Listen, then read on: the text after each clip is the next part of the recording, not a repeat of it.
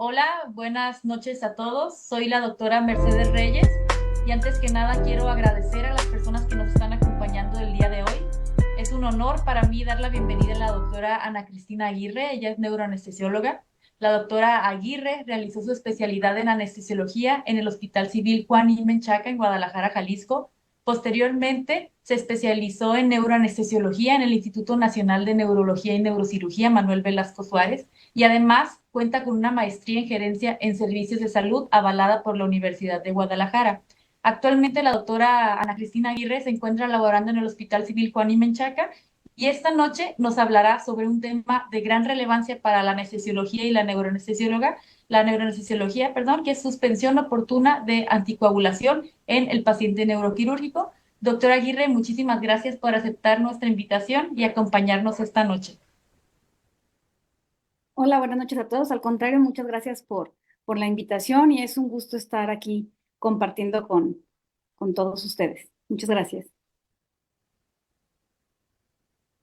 Y pues bueno, vamos a iniciar con el tema del día de hoy,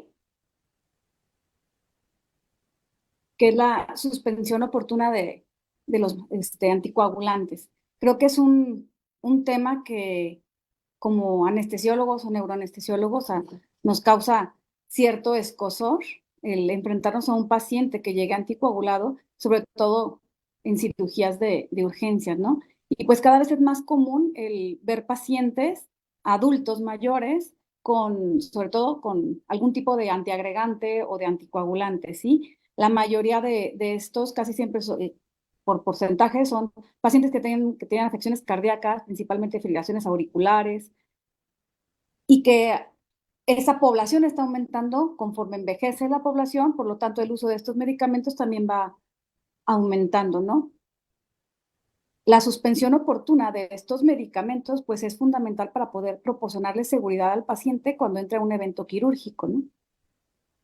Y bueno, los pacientes que están anticoagulados pueden presentarse con nosotros por un sangrado propio del consumo de estos anticoagulantes secundario, un efecto secundario de estos tratamientos, o porque tengan alguna lesión neurológica que no tiene nada que ver con su anticoagulación, pero que ocupan cirugía, y que a lo mejor esa cirugía puede ser urgente, aunque no tenga nada que ver con la anticoagulación, o simplemente porque tiene una neurocirugía electiva 100% programada, pero pues el paciente está con un anticoagulante, ¿no? Entonces, obviamente, cada paciente va a ser diferente y cada riesgo que tenga el paciente va a ser diferente.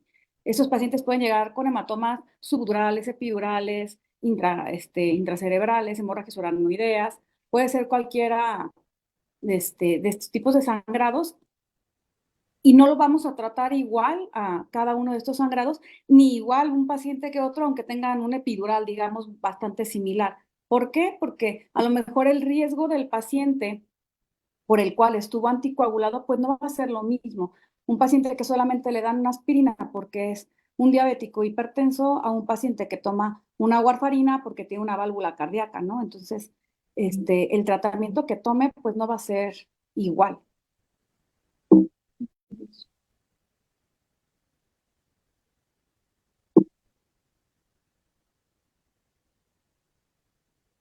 ¿Sí?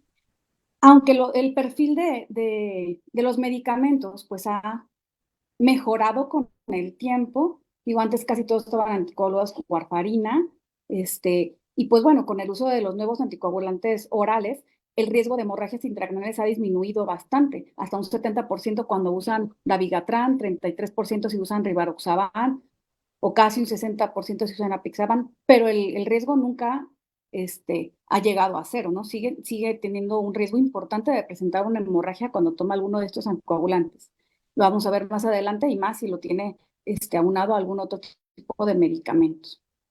Tenemos que reconocer que pues tenemos barreras importantes, no es nada más suspender la medicación por suspender, o sea, no siempre se puede esperar el tiempo necesario de que lo suspendes a que tengas a que puedas realizar la cirugía.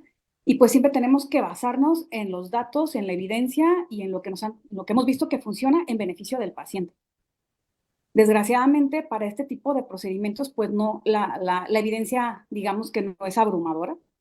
Y pues la mayoría de las recomendaciones están basadas como tipo consensos, encuestas, y pues bueno, es lo que tenemos ahorita y es lo que tenemos que empezar a adoptar, ¿sí? En el caso de los anticoagulantes orales, en el caso de rivaroxaban, nos recomiendan disminuirlo, suspenderlo 3 días antes si tiene un aclaramiento de creatinina normal, ¿sí? En el dabigatran también son 3 días, pero si el aclaramiento está disminuido, si es menor de 50, está entre 30 y 50 mililitros por minuto, se debe suspender hasta 5 días antes. Entonces, no es nada más por el medicamento que toma la decisión de cuántos días antes, es las condiciones generales del paciente. En todos estos pacientes deberíamos de pedir o de calcular aclaramientos de creatinina para saber si están eliminándolos como se supone que los deben de eliminar. Si no, estos días se van, entre menos el aclaramiento, pues obviamente será más lo que se postergue la suspensión de estos medicamentos, ¿sí?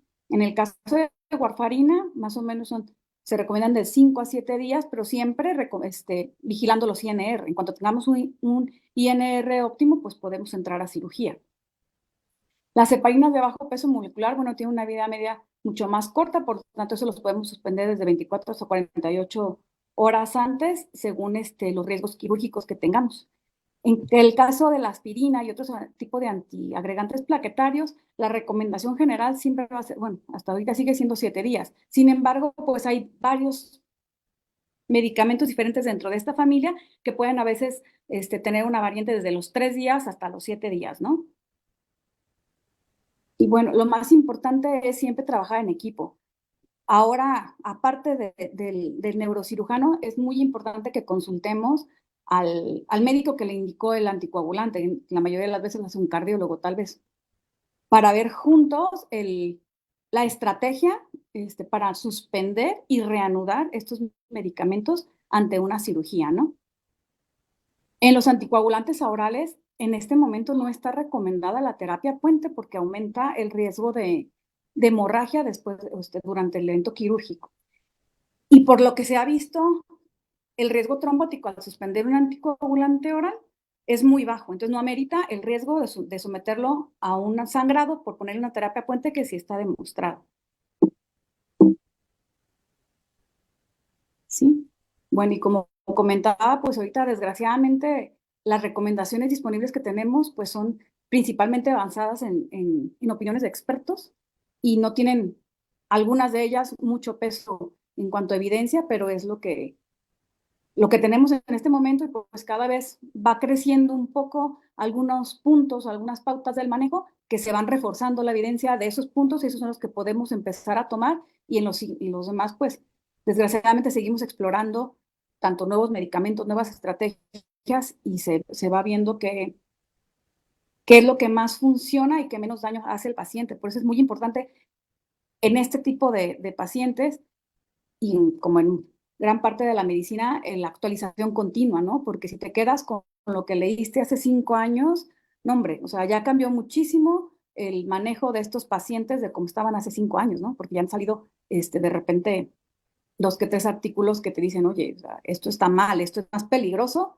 hacerlo que no hacerlo, cuando antes era como una cosa de rutina, ¿no? Y bueno, no todas las hemorragias son iguales. Hay que considerar el riesgo que tiene el paciente de trombosarse o de sangrar. Entonces, cada tratamiento o cada suspensión de tratamiento que vayamos a tomar debe ser 100% individualizado al caso y a la necesidad de ese paciente en específico en ese momento. Y aunque existan los agentes que revierten cierto tipo de medicamentos, si los tuviéramos disponibles, no es como ponérselos a todos ese paciente, es el reversor, ¿no? Porque los riesgos trombóticos que tienen estos medicamentos, si bien son muy efectivos para revertir la anticoagulación, pues sí, pero también llevan un altísimo riesgo de trombosis. Entonces, aunque tengamos la disponibilidad del medicamento, debemos de juzgar muy bien la necesidad y el momento de ponerlos. Bueno, ay Dios, me pasa esto. Este es un consenso que se publicó este año en Neurocritical Care. Es de los más, pues, el más nuevo que encontré y como les mencionaba, desgraciadamente es un consenso, o sea, el peso, o sea, la evidencia que tiene, pues es bajita, pues, pero bueno, la mayoría de los participantes en el consenso, pues siguen pensando que en los pacientes anticoagulados con antagonistas de vitamina K, el INR de 1.5 sigue siendo como el estándar para decir puedo entrar a cirugía o no. Entonces, cuando se les abordó el tema de por qué 1.5, en qué te basas, se dieron cuenta que la evidencia o la calidad de la evidencia en la que se sustentaba en ese 1.5, pues realmente es un poco baja. Entonces, de repente a lo mejor la evidencia entre 1.5 y 2 no es tan fuerte, sin embargo, es ampliamente utilizado el 1.5 por la mayoría de los centros y la mayoría de los neurocirujanos. Pero de repente te abre la puerta a decir, bueno, si la evidencia no es tan sólida, pues a lo mejor en ciertos casos puedo intentar con 1.6, 1.7 para tratar de operar antes a un paciente una cirugía más oportuna que a lo mejor le vaya a dejar menos secuelas neurológicas. Y pues obviamente es el exponer que hay un campo en la literatura que no está lo suficientemente reforzado y evidenciado. Sí, sí, o sea, sí, ojalá que en lo posterior salgan estudios que nos refuercen o que nos desmientan ese 1.5 para saber si vamos a seguir con eso, o a lo mejor ya no es 1.5, a lo mejor nos van a decir que es 1.2 o a lo mejor 1.7, no lo sé, pero hace falta más estudios más sustentados para confirmar o corroborar ese 1.5, ¿no? Aunque es lo habitualmente utilizado, ¿sí? Y en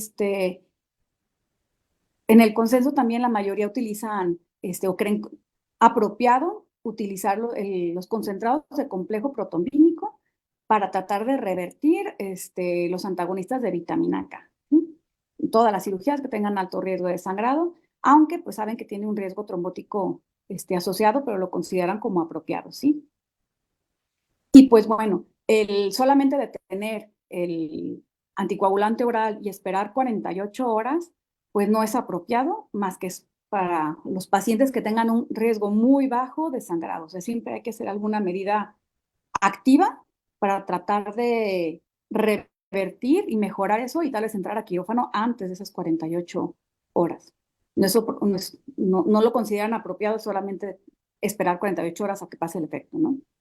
Y pues bueno, también se ha visto que, o en este consenso estuvieron de acuerdo que la transfusión de plaquetas pues no es siempre lo mejor ni es obligatoria en todos los pacientes. Ahorita más adelante también vamos a platicar un poquito de eso. Eso es lo que comentaba, que pues tenemos que sustentar, encontrar más estudios que nos avalen o que sustenten mejor el INR. Esta es una revisión sistemática que se hizo a lo largo casi de más de 20 años, desde el 2000 hasta el 2021, y incluyeron a prácticamente 20,000 pacientes, ¿no? En estos, lo interesante es que a pesar de que ya tenemos nuevos anticoagulantes orales que han presentado perfiles más seguros con menores riesgos de sangrados, pues vemos que la mayoría de estos más de 20,000 pacientes que estamos mencionando siguen siendo tratados todavía con warfarina. Algunos, estos poquitos de azul claro son los de anticoagulantes orales nuevos, antiplaquetarios y terapias mixtas, los verdes. Entonces vemos que la gran mayoría siguen siendo tratados con warfarina.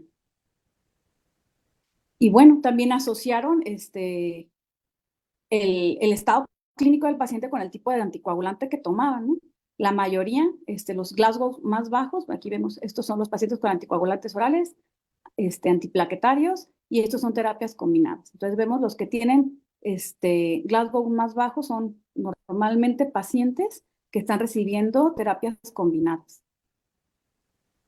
Entonces desde ahí tú te vas haciendo la idea, si llega tu paciente con pura warfarina, si llega con pura aspirina, si llega con aspirina y warfarina, o warfarina y clopidogrel, ya desde que te lo presentan te vas dando cuenta la magnitud del problema al que te estás metiendo. ¿Sí? En esta corte de 10,000 pacientes, todos tenían hematomas subdurales. De esta corte solamente casi el 19% tenían un antiagregante solo. 6% tenían dos antiagregantes, tipo, no sé, clopidogrel y aspirina, y 4% tenían, aparte del antiagregante, un anticoagulante. Todo el resto del más no tenían algún medicamento para esto.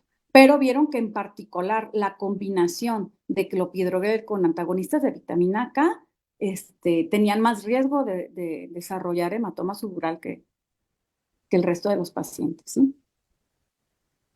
Y bueno, obviamente la falta de consenso de qué hacemos con estos pacientes, pues obviamente van a tener un impacto en el paciente porque siempre van a ser un reto y ojalá que estemos todos preparados y actualizados en el momento que tengamos uno de estos pacientes, pero pues es abrumador leer y dices, bueno, es que sigo sin saber qué le voy a hacer a este paciente, cómo lo voy a meter o cuándo lo voy a meter. A veces sabes que lo tienes que meter a cirugía, pero no sabes a ciencia cierta en qué momento va a ser el momento óptimo o si por esperar mucho tiempo resangró y le fue peor al paciente, ¿no? Aquí hicieron los italianos hicieron una especie de encuesta en 129 unidades, puras preguntas de tratamiento para pacientes con antiagregantes plaquetarios y anticoagulantes, ¿no? Entonces, bueno, ya sabemos todos que los antiagregantes se unen irreversiblemente a las plaquetas y pues lo rutinario es decir, ¿no?, que la plaqueta no funciona, hay que esperarnos hasta que la vida media de la plaqueta, ¿no? 7 días. Pero bueno, les preguntaron ellos, hospitales italianos que tienen pues, acceso a mucho más cosas que nosotros, dijeron, ok, tu paciente con antiagregante plaquetario, ¿a cuánto le mide la función plaquetaria? Y ellos pues encontraron que sorprendentemente casi nunca, aunque tengan acceso a las pruebas, no piden rutinariamente pruebas de función plaquetaria. Sabemos que hay un cierto número un cierto porcentaje de pacientes que son resistentes, digámoslo así, a la aspirina. Entonces, por ejemplo, el hecho que me llegue un paciente que toma aspirina, puede ser un paciente resistente que a lo mejor su función plaquetaria está normal o casi normal, y pues a ese paciente no tengo que hacerle nada prácticamente porque es resistente a la aspirina, aunque él lo toma, pero ni él ni su médico saben que es resistente, lo sigue tomando, pero no le va a producir algún efecto. Entonces, siempre deberíamos de pedir o tener acceso, ojalá que lo tuviéramos, a pruebas de función plaquetaria. Y en caso de que la función plaquetaria esté normal o en niveles limítrofes, pues bueno, ese paciente, o sea, no tienes que hacer medidas heroicas de transfundir plaquetas o algo así, porque pues su función plaquetaria está respetada. Partes de ahí el tratamiento y el manejo que le vas a dar al paciente. Entonces, lo ideal sería, para empezar, todos los pacientes antiagregados, poder medir en nuestros hospitales pruebas de su función plaquetaria, ¿no?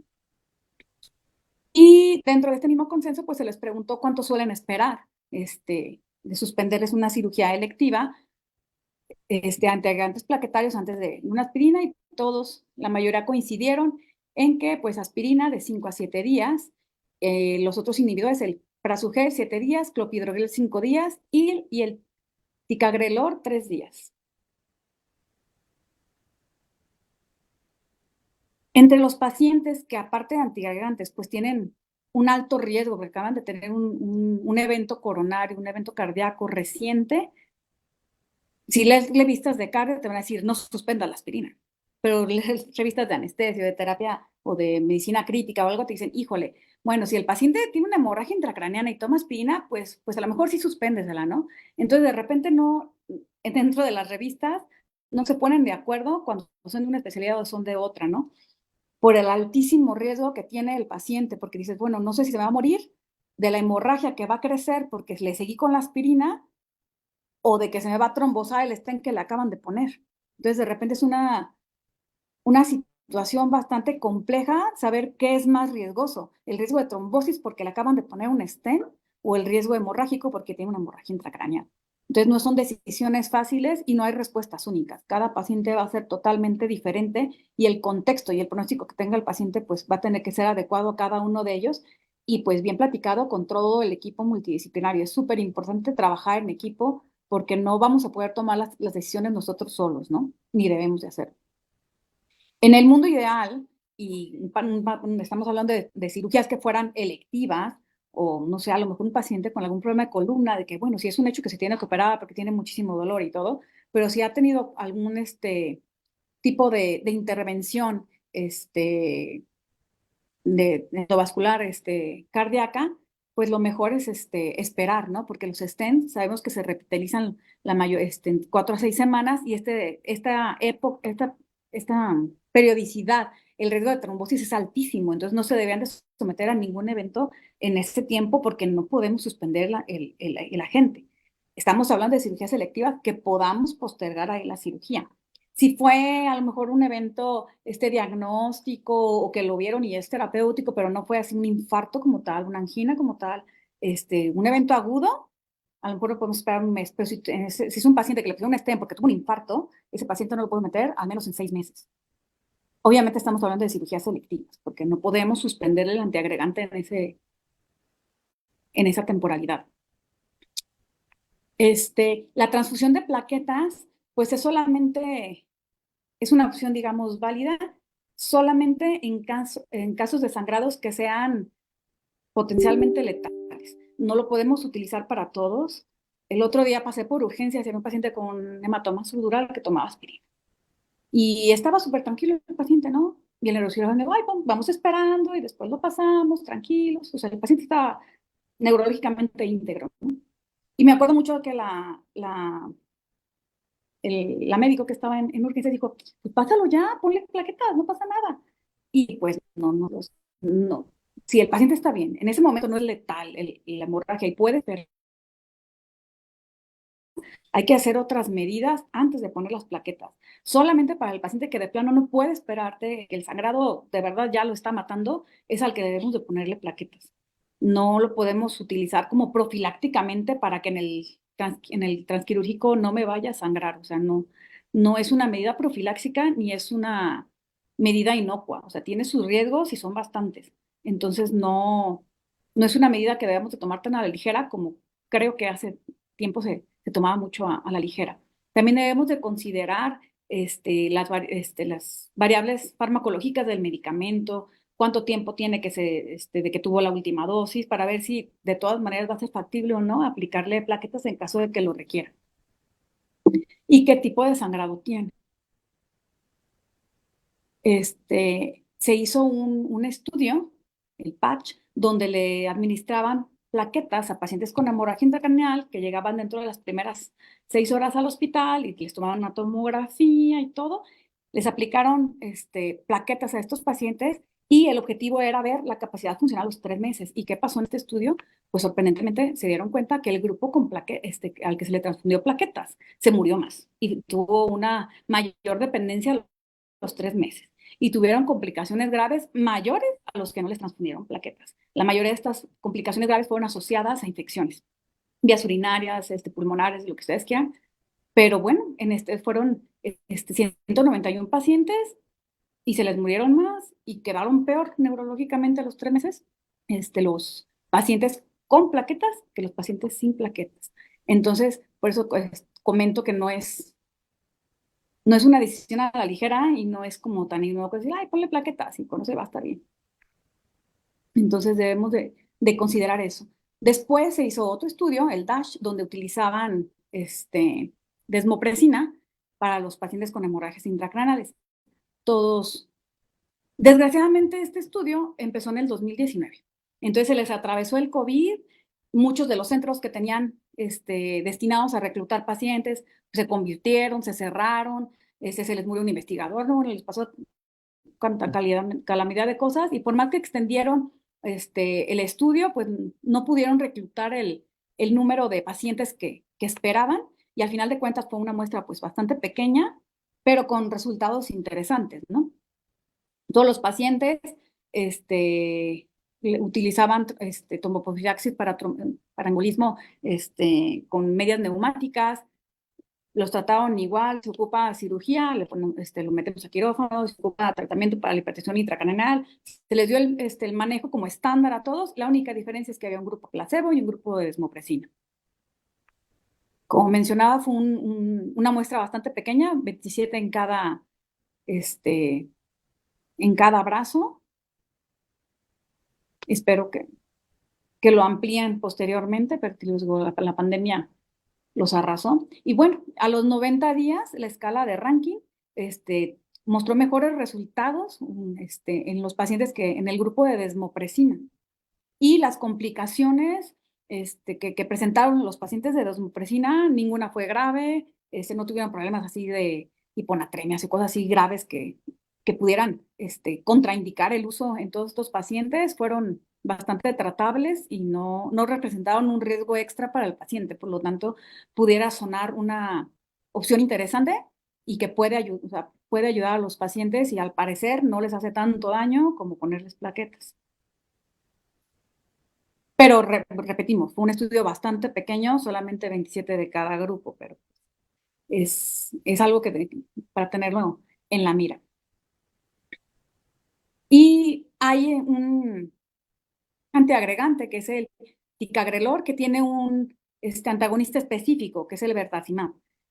No está disponible en muchos países, incluyendo México, al menos yo no lo encontré aquí en internet, pero bueno, revierte los efectos del ticagrelor en cuestión de minutos, entonces suena algo prometedor para que en un futuro se pueda utilizar, pero solamente está indicado en casos de cirugía o neurocirugía de emergencia, porque aparte que tiene un costo altísimo, pues los riesgos que conlleva de trombosis posterior es muy alto como para estarlo utilizando a diestra y siniestra, ¿no? Dice que alcanzó a revertir los efectos en este estudio dentro de los primeros 5 minutos. Entonces, imagínense, chulada que algún día podamos tener esto, pero bueno, tenemos que esperar que llegue a nuestro país y que ya no les den aspirina y que les den el tiacrelor. Entonces, todos los pacientes con antiagregante y que tengan riesgos o que consideremos que la utilización de plaquetas sea muy peligrosa, podemos utilizar una dosis de desmopresina. Lo ideal es que diéramos la función plaquetaria y si no podemos no se ha revertido la función, sigue o estamos en cirugía y el sangrado en capa sigue presente, pues entonces podemos utilizar 2 o 3 dosis de plaquetas. Ay Dios, ¿qué hice? Perdón, me salto.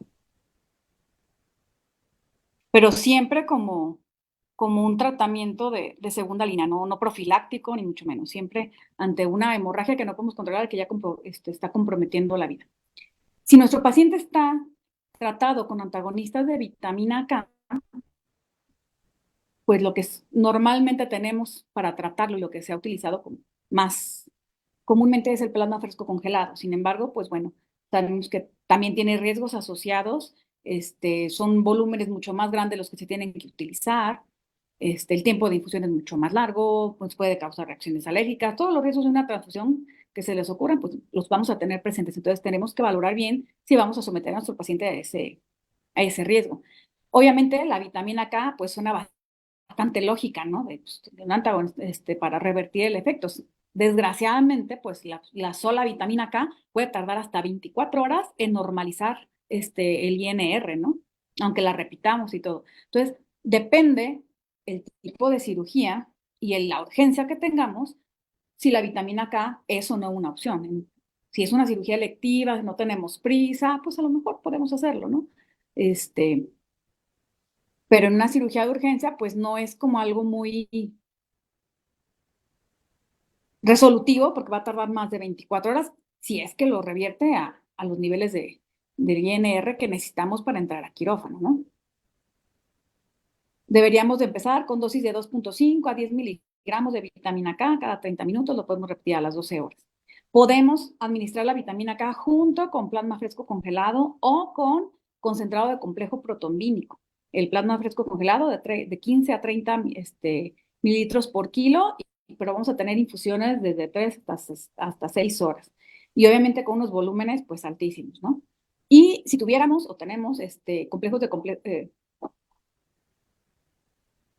concentrados de complejo protombínico, lo deberíamos administrar de 25 a 100 unidades por kilo y esto se aplica desde 10 minutos hasta 1 hora. Entonces, si se fijan, aparte que el volumen es mucho menor, el tiempo de infusión también es mucho menor. Entonces, lo hace una opción mucho mejor o más segura para el paciente porque ocupa menos tiempo y tiene menos efectos adversos que el plasma fresco congelado. Y nos pueden normalizar el INR en unos pocos minutos, entonces sería una opción bastante atractiva si es que la tuviéramos. En esta revisión sistemática que se publicó en el 23, pues vieron que pacientes con hemorragia, pues más del 80% tienen algún tipo de reversión para entrar a cirugía o para tratar su emergencia, ¿no? De estos, pues lo que más se utiliza es la vitamina K, seguido del plasma y seguido del complejo protombínico. ¿Por qué? Pues porque es lo más factible, lo más cercano, lo más que está a la mano, o sea, y lo menos costoso, ¿no? No porque se utilice más, es porque sea lo más efectivo, pero bueno, en la actualidad la mayoría siguen utilizando vitamina K, el plasma fresco y algunos, 62%, el complejo protomínico, que ojalá que eso fuera lo que más utilizaran porque es más es más beneficioso y menos riesgoso que el plasma fresco, pero pues a veces los costos o la disponibilidad pues no es la que quisiéramos. En el caso de los anticoagulantes orales, siempre considerar que la función renal va a jugar un papel muy importante en el tiempo que pueda estar el medicamento en el paciente, ¿no? Normalmente, por ejemplo, la vida media de Apixaban pues, debería ser de 15 horas, pero si tiene una insuficiencia renal o ya tiene una depuración muy baja, pues se va a prolongar. Tenemos que enseñarnos a estar pidiendo las depuraciones o calcular depuraciones, función renal en los pacientes que nos lleguen anticoagulados, para poder saber si el paciente va a eliminar, como dice la literatura, no vamos a tener que esperar hasta 5 días, ¿no? ¿Sí? De los anticoagulantes orales, ya los inhibidores del factor desactivado tienen un agente reversor que es el andexanet alfa, que ya está en México, está aprobado por COFEPRIS. Deben, no sé en qué tantos hospitales puedan estar disponibles ya en la República, costos elevados, pero bueno, es una opción que ya está en nuestro país y que debemos de conocer y pues debemos de empezar a pedir, ¿no? En caso de que lo requiramos. El ticagrelor, su antídoto, digamos, no está, es un anticuerpo no monoclonal, no está disponible en México, ese tampoco está disponible en México. Y el idarucimab de dabigatran, pues también creo que sí está, no, no está disponible en México, tiene un costo altísimo, pero bueno, es una opción o de repente en alguno que otro hospital, sobre todo del DF, tal vez puedan empezar a tener acceso a este tipo de medicamentos. Aunque eh, los, el control complejo protomínico, pues ha sido más estudiado, o sea, ha sido más recomendado para revertir a los antagonistas de vitamina K, pues también se puede utilizar como estrategia de segunda línea, para tratar de revertir los anticoagulantes orales directos, ¿sí? Cuando el agente reversor específico no está disponible y cuando no tenemos el tiempo de esperar de que solito elimine y el efecto del anticoagulante, el concentrado de complejo protomínico y el concentrado de complejo protomínico activado se pueden utilizar y pues se ha visto que sí mejoran la función de coagulación porque sobrecargan con factores de coagulación. Y el efecto, bueno, va a depender de la concentración del medicamento, el tiempo de la última dosis y la dosis de concentrado que apliquemos. Como ya habíamos mencionado, el solamente esperar a que pase el efecto del anticoagulante oral y ver que para entrar a una cirugía es inapropiado en los pacientes que tengan sagrados que comprometa su vida. Solamente se puede utilizar esta estrategia en pacientes con riesgo de sangrado muy bajo. ¿Sí? Si tenemos el idarucimab, pues obviamente en caso de que sea anticoagulado con dabigatran sería lo ideal, pero pues no, desgraciadamente todavía no en todos los hospitales vamos a tener acceso a estos medicamentos. Y siempre considerar que solamente se utilizan estos medicamentos en pacientes que van a entrar a cirugía de urgencia con muy alto riesgo de sangrado, porque el riesgo que tienen de una trombosis secundaria pues es alto. Para los inhibidores del factor 10 activado, pues el andexanet alfa está también disponible, ya hay en México, ya lo probó COFEPRIS, también es una opción. De hecho, este medicamento in vitro han hecho estudios y ayuda a revertir hasta la heparina. Lo cual también puede hacerlo más adelante algo llamativo, porque los efectos deleterios o secundarios de protamina de repente son muy severos y a lo mejor si esto pueda llegar también a ser una elección interesante para este tipo de pacientes, porque, bueno, son estudios in vitro, habrá que ver, obviamente, los estudios que sigan avanzando en seres en vivo, si muestran que sigue teniendo ese efecto y con menos efectos trombóticos y menos efectos secundarios, y pues probablemente en algún futuro estaremos utilizando esto para más cosas. Es un producto caro, pero bueno, es el revertir un sangrado en un paciente anticoagulado, pues yo creo que vale, vale lo que cuesta el medicamento, ¿no? Simplemente con los días de terapia que te puedes ahorrar, te lo puedes comprar. El utilizar complejo protomínico, pues tiene ventajas sobre el plasma fresco congelado, porque lo podemos administrar mucho más rápido en pacientes, a lo mejor pacientes añosos, cardiópatas, que la sobrecarga de volumen nos pueda preocupar. Con el plasma fresco congelado, pues en el complejo protomínico pues es mínima, entonces no nos tenemos que preocupar por eso. Y pues sí tienen son un costo mucho más elevado que un plasma fresco congelado, desgraciadamente, y también tienen un riesgo bajo, pero sí también tienen riesgo de trombosis. Y en este estudio, bueno, fue un análisis, metaanálisis de 18 estudios que incluyeron 600 pacientes que tenían hemorragias intracraneales, utilizaron complejos protomínicos activados y pues vieron que sí proporcionan una reducción en el INR. Entonces, si no tenemos el antídoto específico, pues es una opción bastante viable. Si el paciente está con heparina y lo queremos revertir, pues yo creo que todos desde la facultad sabemos que es la protamina, ¿no? Sin embargo, pues bueno, la protamina por sí misma también conlleva riesgos. Puede producir hasta un choque anafiláctico, respuestas anafilactoides. Hay pacientes que son más susceptibles a estos efectos secundarios, que son pacientes diabéticos que utilicen insulina protamina, pacientes alérgicos a la proteína del pescado, bueno, una serie de factores de riesgo, pacientes que tengan vasectomía o que ya han sido expuestos previamente a protaminas van a tener más riesgos de presentar este tipo de alergias a la protamina. Entonces, este tipo de pacientes pues tendríamos como que pensárnosla dos veces antes de utilizar protamina y obviamente ver el riesgo-beneficio de utilizarla, aunque ya sea ampliamente utilizada y desde hace muchos años, pues no quiere decir que sea algo fácil de utilizar o sin riesgos, ¿no? Y pues también sabemos que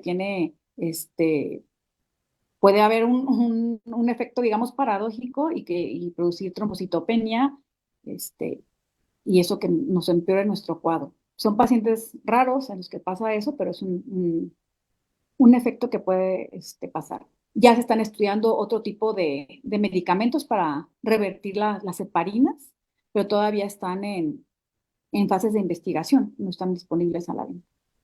Entonces, en pocas palabras, ante un paciente con sangrado intracraneal, bueno, vamos a tener, primero tenemos que detener cualquier tipo de medicamento que te esté tomando, ¿no? Y vamos a dividirlos en dos grandes grupos. Está tomando anticoagulantes o antiagregantes. En caso de los antiagregantes, prácticamente la recomendación ante un sangrado que pone en peligro la vida es transfusión de plaquetas y desmopresina.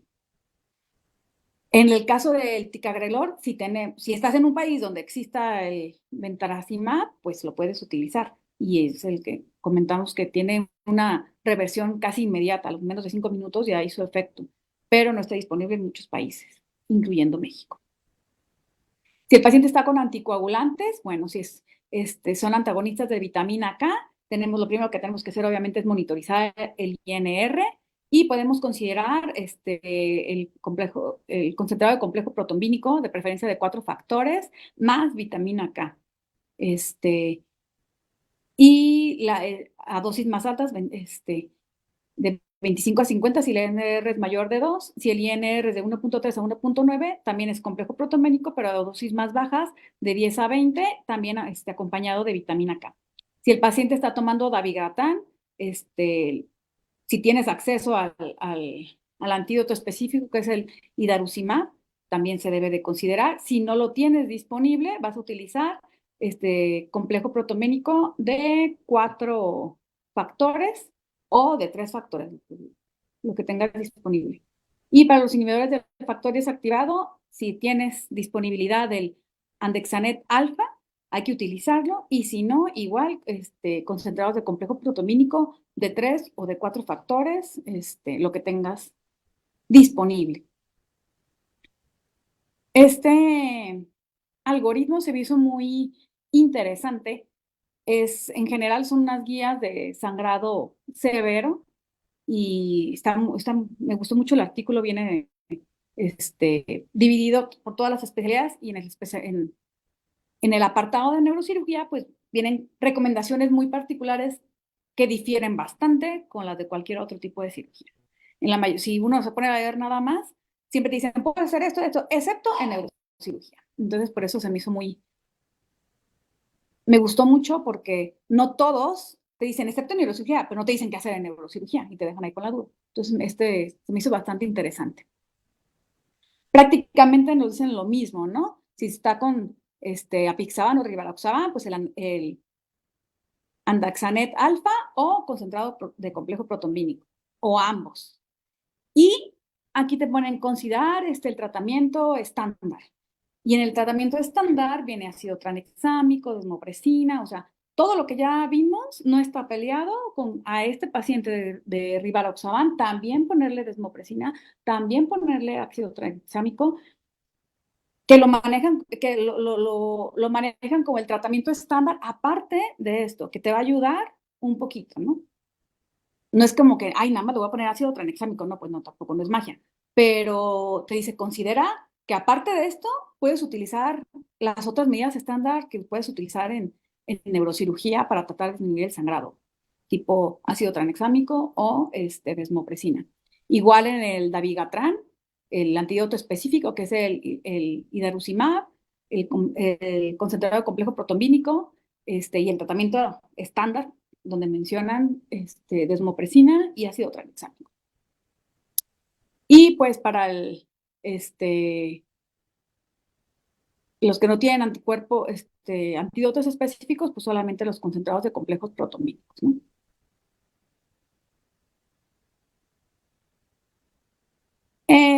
¿Es necesaria la terapia puente? Si yo tengo un paciente que está con un anticoagulante oral, sea el que sea, es una cirugía que no es de urgencia, pero lo tengo que operar, es necesario que yo le haga una terapia puente, porque a lo mejor para mí creo que va a ser más fácil manejar o revertir una heparina que un dabigatran.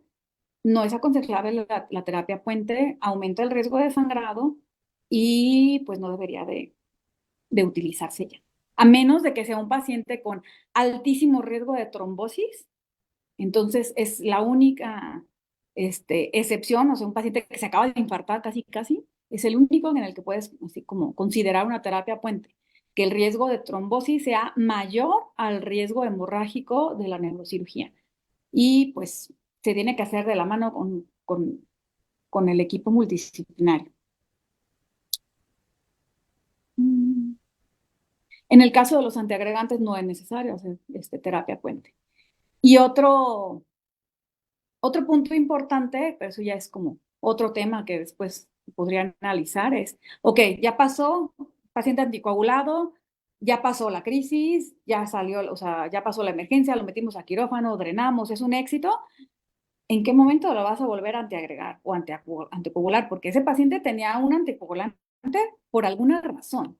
O sea, no lo vas a poder dejar siempre sin ese anticoagulante. Entonces, el riesgo de trombosis en neurocirugía pues es alto. Entonces, siempre considerar las medidas de tratamiento no farmacológicas, como las medidas de compresión neumáticas, la deambulación oportuna en caso de que el paciente pueda, y siempre tratar de iniciar lo antes posible la profilaxis, obviamente cuando el riesgo de sangrado ya sea algo controlable, que ya haya desaparecido, pero no es como que digamos, lo vamos a mandar a su casa y una semana vemos si le reiniciamos, no, o sea, no podemos hacer eso. Entonces, es un punto importante y es un punto crítico del paciente que te sacó el susto de tu vida porque estaba anticoagulado y se estaba muriendo, pues lo tienes que volver a anticoagular. Entonces, es algo que no debemos de perder de vista y que como anestesiólogos, acuérdense que también somos encargados o sea, del todo el perioperatorio del paciente. Si al neurocirujano no se le ocurre que tiene que volver a iniciar la terapia, pues nos tiene que ocurrir a nosotros. Entonces es algo que tenemos que considerar y tener siempre en mente porque es algo importante. Que a lo mejor ya lo salvaste de la hemorragia, pero se te va a morir infartado a los 2 meses, ¿no? O al mes, o antes. Y bueno, los avances en las estrategias de anticoagulación han mejorado mucho la seguridad de estos pacientes ante eventos isquémicos versus los riesgos hemorrágicos que conllevan, pero sin embargo no han desaparecido estos riesgos, siguen apareciendo.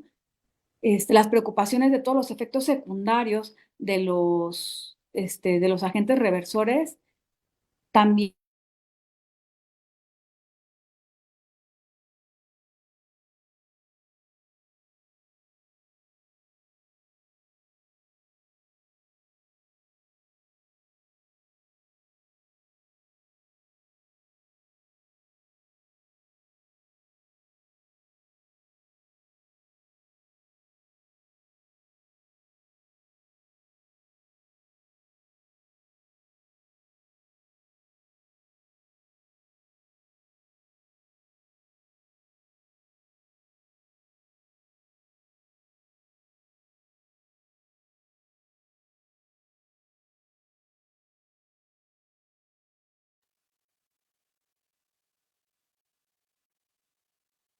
Parece que tenemos un pequeño problema, pero regresamos en cuanto se pueda resolver el problema de la conexión con la doctora.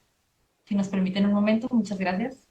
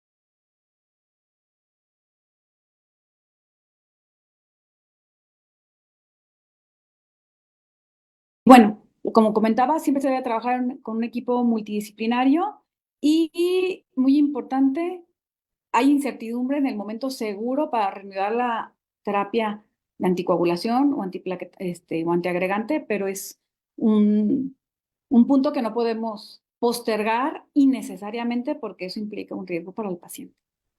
Y pues eso sería todo por mi parte. Muchas gracias.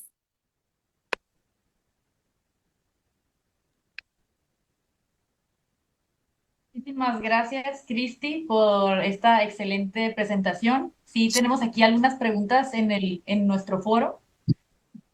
Mira, la primera, nos comentan si en una hemorragia intracraneal del paciente anticoagulado con rivaroxaban, ¿cuáles son los criterios que utilizas para determinar el momento adecuado para realizar la cirugía? Me recuerda como el caso que mencionaste en tu ponencia que viste el paciente en urgencias con aspirina, ¿verdad? Bueno, ¿Cómo es? el estado clínico del paciente es muy importante, ¿no? La severidad del sangrado te va, te va a dar la pauta de cuánto tiempo puedes o no esperar. Por ejemplo, digo, este paciente era una hemorragia subdural, súper chiquita, que no tenía prácticamente en ese momento un compromiso de la vida. El paciente neurológicamente estaba íntegro, solamente fue así como que tuvo un dolor de cabeza, el típico viejito que se cayó y traía ahí la hemorragia, que no era una, o sea, sí se tenía que drenar, pero no era una urgencia drenarlo. Entonces, el paciente anticoagulado con dabigatran o con lo que sea, o sea, no sabe qué tipo de hemorragia tuvo, si fue espontánea, si fue traumática, neurológicamente y clínicamente cómo está el paciente. O sea, hay pacientes que me dicen, es que ya llegó intubado, ya hizo pupila, o sea, bueno, pues eso es otro escenario totalmente diferente. Y el por qué está anticoagulado. O sea, te digo, ahorita, o sea, yo me he encontrado pacientes que son hipertensos y anticoagulados. Yo, y bueno, pero ¿qué más tiene? No, nada más tengo hipertensión, diabetes, pero no tiene ninguna otra cosa. Y dice, bueno, ese lo puedo suspender sin problema. De repente hay como cierto, a lo mejor, no mal uso o abuso pero sí no todos los pacientes tienen la misma indicación del anticoagulante y pues eso obviamente te va a dar la pauta a quién sí puede suspender, a quién no puede suspender y neurológicamente el paciente cómo está en ese momento, el que te va a decir, este tienes que actuar ya, o sea, este no te puede esperar 12 horas a que haga efecto un plasma o algo así, porque de repente le digo, oh, bueno, en mi hospital tengo plasma, le vamos a poner plasma y vemos, no tengo, pero si tiene un sangrado con dabigatán o con alguno de los anticoagulantes orales, no tengo el antídoto, y no tengo plasma fresco, pues tengo que, o consigo el antídoto o consigo concentrados de complejo protomídico, que sería lo más viable en nuestro medio, buscar en otro hospital apoyo que nos manden los complejos, y empezarlos a aplicar para poder pasar al paciente. Y el estado clínico del paciente es lo que te va a dar, te va a determinar la urgencia de meterlo a quirófano. Y pues moverte y conseguir lo que busques conseguir. De repente en los hospitales públicos dices, ay, ¿yo cuándo voy a tener complejo protomínico? Si no lo tienes, lo pides. Y a lo mejor Centro Médico, el ISSSTE o inclusive a veces hasta de hospitales privados nos han prestado cosas. Pues poner a trabajar los administrativos de tu hospital que te consigan lo que ocupas. Sí, porque precisamente esa es una pregunta muy frecuente que aquí tenemos como tres que están preguntando lo mismo. O sea, ¿qué hacer cuando no se cuenta con el antídoto, no? No tienes andexanet alfa, no tienes hidroxizumab, no tienes complejo protrombínico. O sea, ¿qué tan efectivos son las otras estrategias y qué usar, no? Y los descritos son o el antídoto o el complejo protrombínico. Después te ponen, bueno, si no tienes, pues usa plasma. Pero así como por decir que le pusiste algo, pero sabes que el tiempo de infusión para alcanzar las cantidades de plasma para que te ayuden con el sangrado, pues van a ser horas, literalmente horas. Y la última, Cristi, aquí nos hacen una pregunta bastante interesante porque nos dicen que si podrías compartirnos alguna experiencia en la que no se realizó la suspensión oportuna de la anticoagulación y cómo se manejó. Fue hace muchos años, una paciente, de verdad me van a matar, pero no me acuerdo si era Rivaroxaban o Dabigatran lo que tomaba, pero una paciente que estaba tomando uno de esos anticoagulantes. Una hemorragia horrible. La paciente intubada, terapia intensiva, adulto mayor. Y pues digo, sabemos que ese tipo de medicamentos no se monitorizan con tipos de coagulación. Pero bueno, le pedimos todo, o sea, va a entrar a quirófano, está intubada, fui a hacer la valoración y veo los tiempos, o sea, prolongadísimos, o sea, un INR, no sé, de 2 y cacho, 3, TPT así de 50, no, alargadísimos, pero dije, ¿pero cómo? ¿Por qué están alargados? O sea, si está tomando esto no debe de alargar los tiempos, ¿por qué están alargados? Y llegaron mis dos neurocirujanos, que no voy a decir los nombres, ¿qué si tenemos que meterla? Yo, no, o sea, se nos va a morir, o sea, no podemos meterla. Es que ve los tiempos, es que toma eso, no debe, los tiempos no deben de estar alterados. Y yo, pues no deben, pero están. ¿Y qué vamos a hacer? Y dije, no sé. Y le hablamos a un hematólogo. Ya fue la hematóloga y la hematóloga nos ayudó a revertir y a la paciente la pasamos al día siguiente. Pues evidentemente, o sea, lo mejor hubiera sido en ese momento haber tenido un antídoto específico y meterle en ese ratito, porque la hemorragia estaba tremenda y la paciente, o sea, intubada porque tenía un deterioro neurológico importantísimo. Pero sí me pasó, o sea, que dije, no sé qué hacer. O sea, sé que no la puedo meter así, o sea, porque se nos va a morir adentro. O sea, no es una opción, porque no le vas a salvar la vida, eso es un hecho. O sea, se nos va a morir más pronto en el quirófano. Y pues le hablamos al hematólogo. Y es como la segunda paciente que tengo que hablarle a un hematólogo porque de repente digo, esto ya, o sea, no sé qué hacerle, ¿no? La otra fue una paciente que no tenía nada que ver, no estaba anticoagulada, pero tomaba hierbas, es así como, es que es un 100% natural y la hierba de no sé qué y no sé cuánto, obviamente cosas que no te dicen cuando las interrogas. Estamos en una cirugía de columna y empieza sangre y sangre y sangre y sangre y sangre. Hubo un momento que detuve la cirugía y dije, ¿sabes qué? Ya no, o sea, no puede sangrar más, o sea, espérate a que me traigan más sangre, espérame a que la transfunda y que la alcance como a, estabilizar un poco para que sigas, porque no puedo. Y estaba boca abajo. Esa vez hasta nos trajeron sangre de otros hospitales. Estábamos en un hospital particular y nos apoyaron de otros hospitales a traernos sangre de su tipo. Y ella no tomaba ningún anticoagulante. Este, hicieron la hemostasia, la empaquetaron, la volteamos, la sacamos, se despertó y todo súper bien, pero estaba empaquetada. Y dijimos, ching, pues la tenemos que volver a meter. O sea, ¿pero qué? Y a la hora de estarla interrogando, tomaba castaña de indias. Pero no le dio importancia en el momento del interrogatorio. Tal vez tampoco yo no fui así como muy incisiva de, y no tómate de algo, o no toma hierbitas de algo, o sea, y esa fue la razón. Y también le hablamos a la hematóloga y la hematóloga la tuvo en tratamiento como 3 días para poderla pasar a desempaquetar. Y en la desempaquetada no sangró nada, le fue súper bien.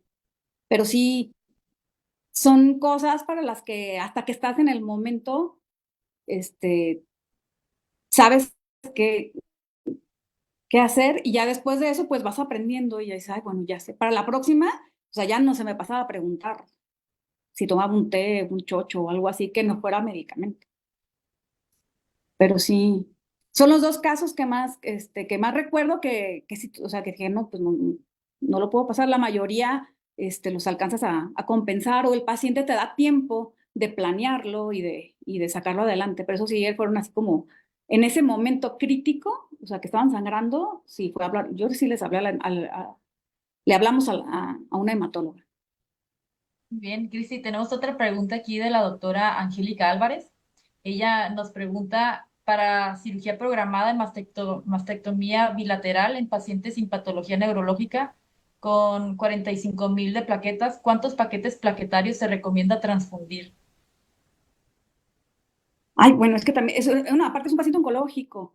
Ay, Dios mío, pues es que ya son otras condiciones totalmente diferentes, porque es un paciente oncológico, es una cirugía, el tratamiento de los sangrados en neuro tiene una gran desventaja con el resto de las cirugías de otras áreas del cuerpo, porque haz compresión, puedes pinzar, pero en el cerebro no puedes hacer compresión, en el cerebro no puedes dejar a alguien empaquetado en el cerebro. Entonces, todas las medidas en neuro siempre son como mucho más exageradas porque no tienes el área física para, para hacer compresiones o para hacer otras cosas. Entonces, pues es una paciente oncológica. No sé, la pregunta es para la anestesia, o sea, si la quiere bloquear o es o es general y es para meterla a quirófano, ¿no? Porque sería muy diferente si quieres bloquearla para dejarle un analgesia y demás, y las plaquetas que tienes que manejar a que si solamente anestesia general. Ahí sería como, o sea, no sé cuál sea la pregunta, pero pues es un contexto totalmente, pues, diferente. Eso sería, Cristi, todas las preguntas que tenemos hasta ahorita. Muchísimas gracias nuevamente. Muy padre plática, me encantó. Todos son felicitaciones aquí en la transmisión. Muchas gracias. Y antes Así es. que nos podamos despedir, quiero aprovechar para compartir la pantalla para invitarlos a nuestro próximo congreso. Creo que ya se está compartiendo, espero que sí. Es nuestro Congreso Internacional de Neuroanestesiología que se va a llevar a cabo de manera virtual. Este congreso empieza las inscripciones a partir de finales de agosto y va a estar en transmisión durante todo el mes. También aprovecho creo que no se ve la pantalla, sí se ve, se está Sí viendo, se ve, ¿verdad? sí. Ujú. Aprovecho también nos mandan una invitación de Clasa Educa, donde se va a estar impartiendo cursos virtuales todo el mes de octubre con un módulo especial para anestesia en neurocirugía. Aquí les estoy dejando las fechas para el que les interese, están invitados y también a nuestro próximo congreso. Muchísimas gracias a todos por acompañarnos. Les Muchas, queremos desear una excelente noche y los esperamos en nuestra próxima sesión bimensual en 2 meses. Muchísimas gracias a todos. Hasta luego. Muchas gracias, Cristi. muchas Buenas noches. gracias. Buenas noches, gracias.